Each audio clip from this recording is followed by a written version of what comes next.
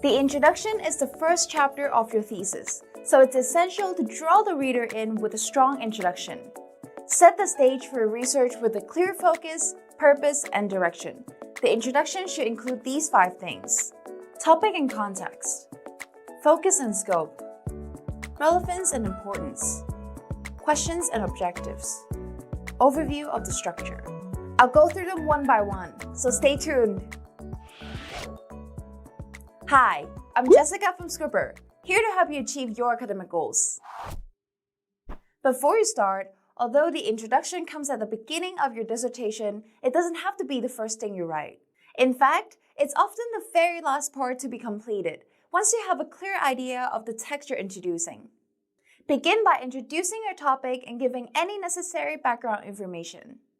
It's important to place the topic in context, showing why the topic is timely or important.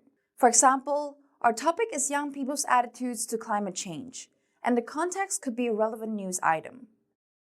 After a brief introduction to your general area of interest, narrow your focus and state the scope of your research. For example, what time period does your research cover? What demographics or communities are you researching? In our example here, we're focusing specifically on British teenagers' engagement with climate policy. It's essential to show your motivation for doing this research, how it relates to existing work on this topic, and what new insights will it contribute. So does it contribute to a theoretical problem or help solve a practical problem? Give a brief overview of the current state of research, citing the most relevant literature and indicating how your research will address a gap or problem in the field. In the example here, we address a relevant current issue, build on existing literature, and address the gap in the literature. We emphasize the importance of our research in contributing to a better understanding of the topic.